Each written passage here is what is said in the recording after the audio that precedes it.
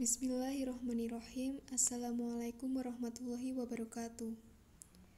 Pada kesempatan kali ini, kami dari kelompok 11 yang beranggotakan Siska Putri Rahmadianingrum, Nikmatul Khairiyah, Tri Nur Hidayah, Salma Mar'ah Solehah, Muhammad Sabto Wahyudi, dan Arvena Rizky Amalia akan menyampaikan materi presentasi yaitu mengenai hubungan antar lembaga negara di Indonesia.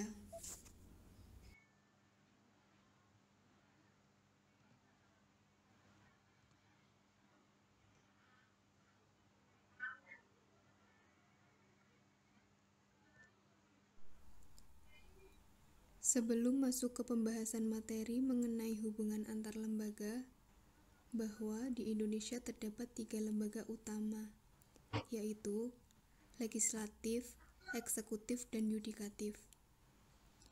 Yang pertama adalah lembaga legislatif, yaitu lembaga negara yang berwenang untuk membuat undang-undang.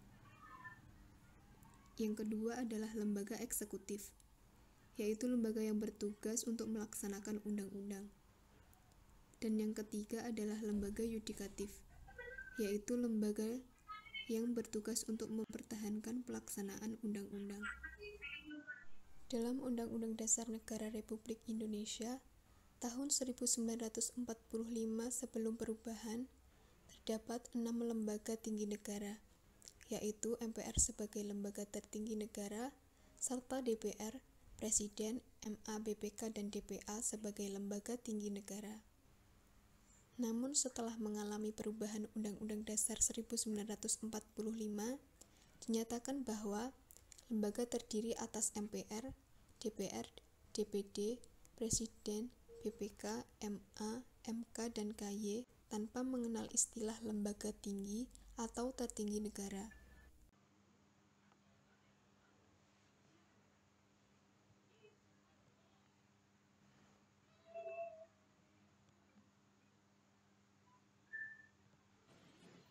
Hubungan lembaga yang pertama adalah hubungan antara DPR dengan DPD. Yang pertama dalam hal otonomi daerah. Dalam rangka otonomi daerah antara pemerintah pusat dan daerah digabungkan untuk mengelola sumber daya alam dan sumber daya ekonomi, serta yang berkaitan dengan pertimbangan keuangan pusat dan daerah, di mana semua itu dilakukan untuk perkembangan suatu daerah. Yang kedua, mengenai pengajuan rancangan undang-undang. Setelah DPD mengajukan RUU kepada DPR, kemudian DPD dapat ikut membahas RUU yang berkaitan dengan otonomi daerah. Selanjutnya, mengenai pengawasan terhadap undang-undang. Sesuai dengan kewenangannya, DPD menyampaikan hasil pengawasan pelaksanaan undang-undang tertentu kepada DPR. Dalam hal pemilihan anggota BPK, DPD memberikan pertimbangan terhadap pemilihan anggota BPK yang dipilih oleh DPR atau Dewan Perwakilan Rakyat. Terkait dengan pembahasan dan pertimbangan RUU, DPR menerima dan membahas usulan RUU yang diajukan DPD yang berkaitan dengan bidang tertentu dan mengikutsertakannya dalam pembahasan. Selain itu, DPD memberikan pertimbangan kepada DPR atas RUU APBN dan RUU yang berkaitan dengan pajak, pendidikan, dan agama.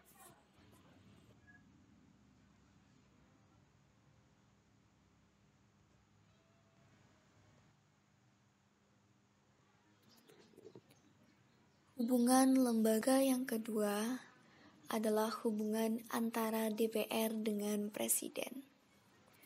Kita tahu bahwa DPR adalah suatu lembaga yang berhak mengajukan usulan rancangan undang-undang dalam persidangan DPR.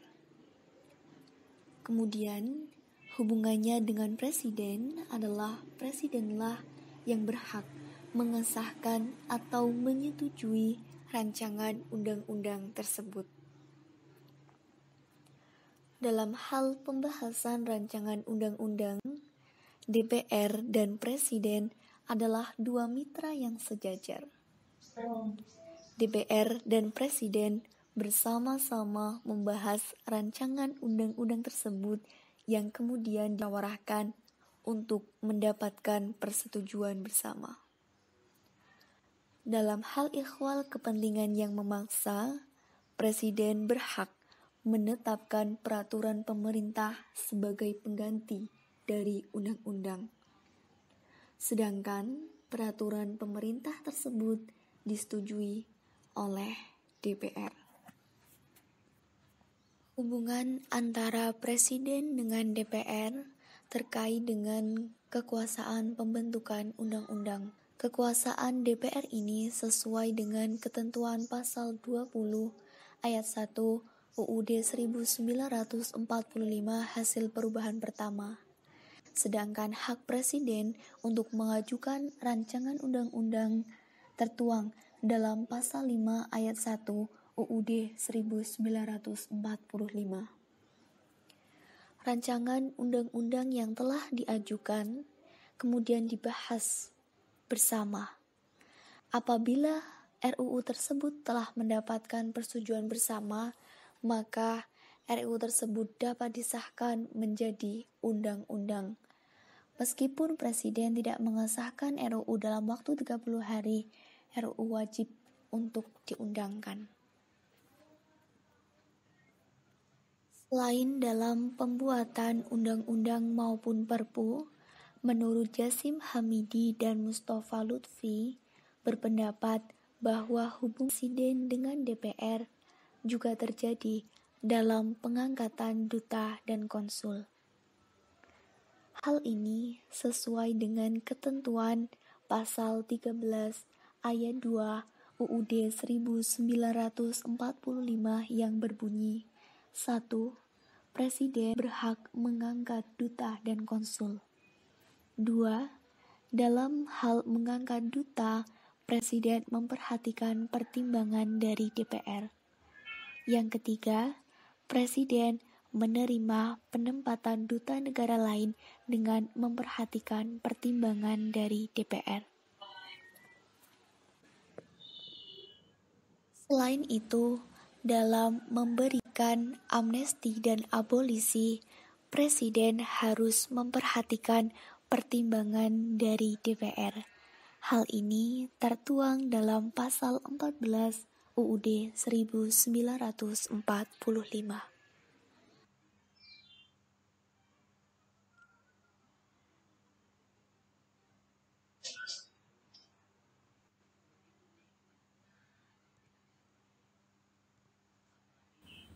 Hubungan DPR dengan MA. DPR bersama MA dan Presiden mengajukan calon hakim konstitusi. DPR dapat memberhentikan anggota MA di tengah jabatannya. MA memberikan pendapat hukum atas permintaan DPR. Hubungan DPR dan MA diatur dalam Undang-Undang Dasar 1945 Pasal 24A tentang susunan, kedudukan, keanggotaan, dan hukum acara Mahkamah Agung. Undang-Undang Nomor 27 Tahun 2009 Pasal 83 Ayat 5 yang berbunyi, pimpinan DPR sebelum memangku jabatannya mengucapkan sumpah atau janji yang teksnya sebagaimana dimaksud dalam pasal 76 yang dipandu oleh Ketua Mahkamah Agung.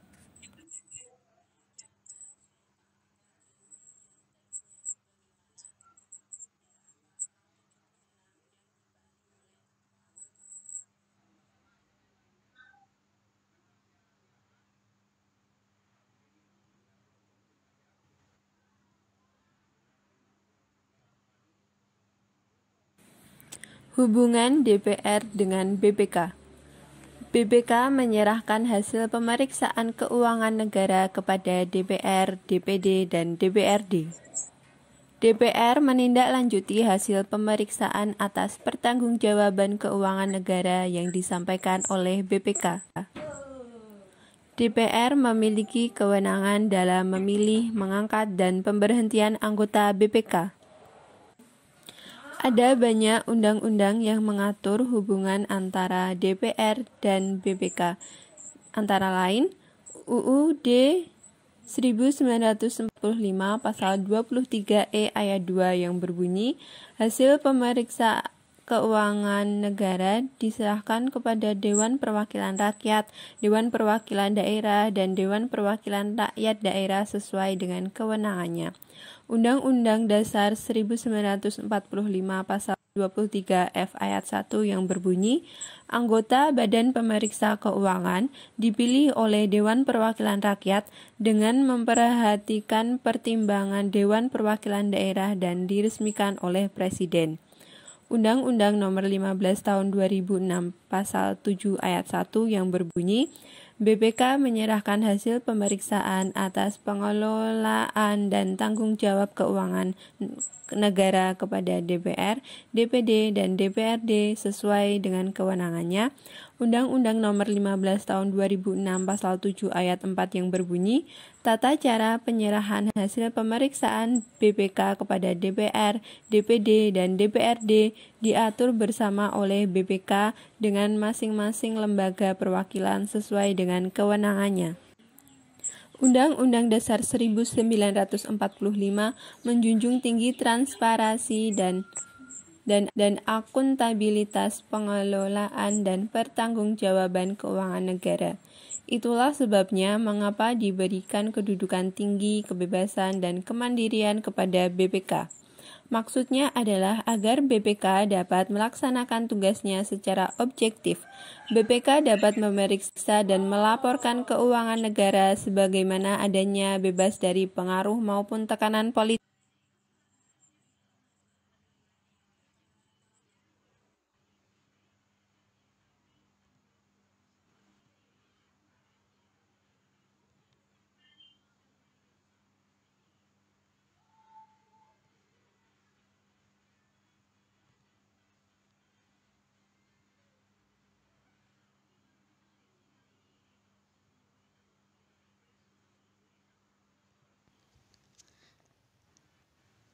5. Hubungan DPR dengan MK.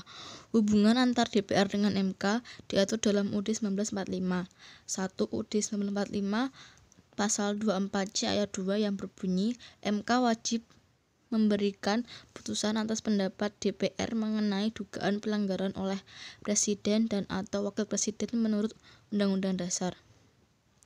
2. UUD 1945 Pasal 24C ayat 3 yang berbunyi, MK mempunyai 9 orang anggota hakim konstitusi yang ditetapkan oleh Presiden, yang diajukan masing-masing 3 orang oleh MA, 3 orang oleh DPR, dan 3 orang oleh Presiden. 6. Hubungan DPD dengan MA. MA memberikan pendapat hukum atas permintaan DPD. 7. Hubungan DPD dengan Presiden. DPD melakukan pengawasan atas pelaksanaan undang-undang oleh Presiden.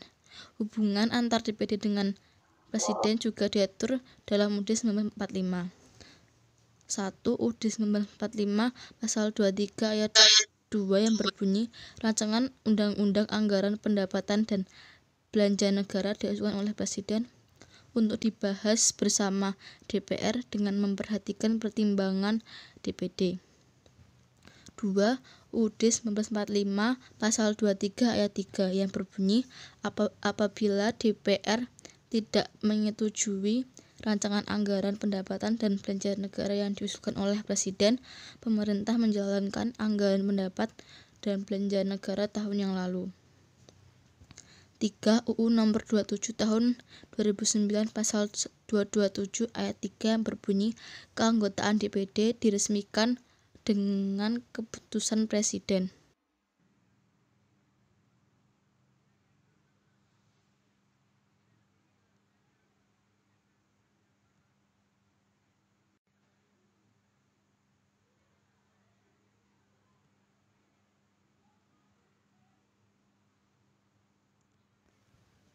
Delapan.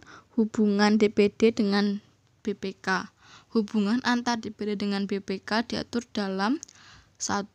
UU nomor 15 tahun 2006 pasal 27 ayat 1 yang berbunyi BPK menyerahkan hasil pemeriksaan atas pengelolaan dan tanggung jawab keuangan negara kepada DPR, DPD, dan DPRD sesuai dengan kewenangannya. 2. UU nomor 15 tahun 2006 pasal 14 ayat 1 yang berbunyi anggota BPK dipilih oleh DPR dengan memperhatikan pertimbangan DPD. 3. UU nomor 15 tahun 2016 pasal 7 ayat 4 yang berbunyi tata cara penyerahan hasil pemeriksaan BPK kepada DPR, DPD, dan DPRD diatur bersama oleh BPK dengan masing-masing lembaga perwakilan sesuai dengan kewenangannya. 9. Hubungan DPD dengan MK menyelesaikan konflik atau sengketa karena adanya penyimpangan konstitusi yang dilakukan oleh DPD.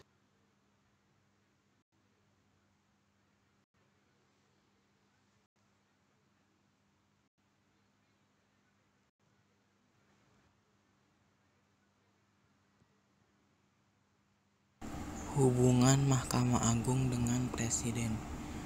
Dalam UUD 1945 pasal 24 ayat 1 dengan jelas dinyatakan bahwa kekuasaan kehakiman merupakan kekuasaan yang merdeka, yaitu menghendaki kekuasaan kehakiman yang bebas dari campur tangan pihak manapun. Namun, penegasan yang ada dalam undang-undang tersebut tidaklah berarti menutup kemungkinan bahwa ada hubungan antara Mahkamah Agung dengan lembaga negara yang lain, termasuk dengan Presiden. Hubungan kerja antara Mahkamah Agung dengan Presiden yaitu diantaranya 1. Mahkamah Agung dapat memberikan pertimbangan atau pendapat dalam bidang hukum, baik diminta maupun tidak oleh Presiden. Kedua, Mahkamah Agung memberikan pertimbangan hukum kepada Presiden dalam hal pemberian atau penolakan gerasi, sebagaimana diatur dalam pasal 14 ayat 1 UUD 1945. Yang ketiga, MA bersama dengan Presiden dan DPR boleh mengajukan calon hakim konstitusi.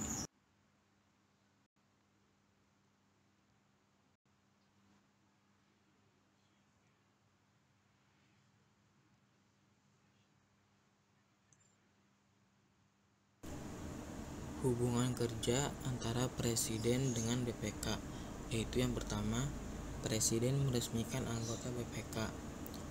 Yang kedua, Presiden memeriksa penggunaan APBN. Jika ditemukan suatu pelanggaran, sebelum menindaklanjutinya, hendaknya BPK perlu melakukan pemilahan terlebih dahulu.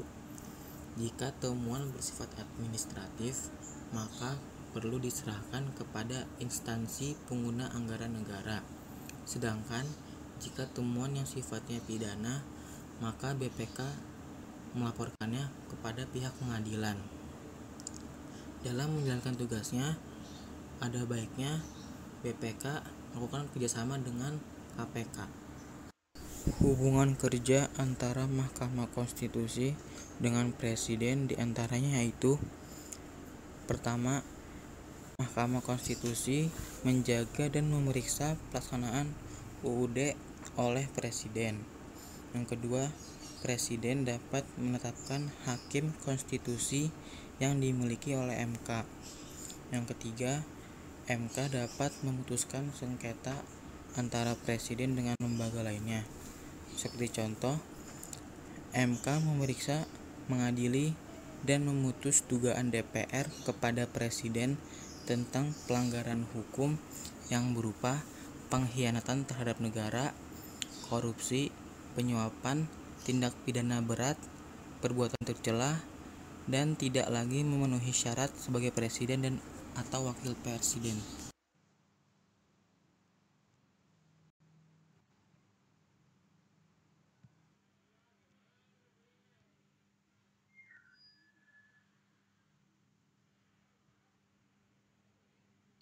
Hubungan BPK dengan MK. Hubungan antara lembaga negara BPK dan MK, yaitu MK memutus sengketa kewenangan BPK yang kewenangannya diberikan oleh Undang-Undang Dasar. Hubungan MA dengan BPK. Hubungan antara lembaga negara MA dan BPK yaitu MA memberikan pendapat hukum atas permintaan BPK mengenai suatu masalah yang dihadapi.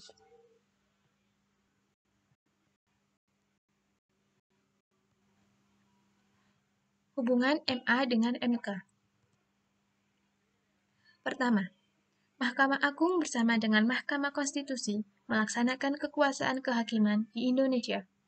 Kedua, Mahkamah Agung mengadili suatu perkara pada tingkat kasasi, menguji peraturan perundang-undangan di bawah undang-undang terhadap undang-undang. Sedangkan Mahkamah Konstitusi mengadili pada tingkat pertama dan terakhir yang putusannya bersifat final untuk menguji undang-undang terhadap undang-undang dasar. Yang ketiga, Mahkamah Konstitusi memutus sengketa kewenangan lembaga negara yang kewenangannya diberikan oleh Undang-Undang Dasar.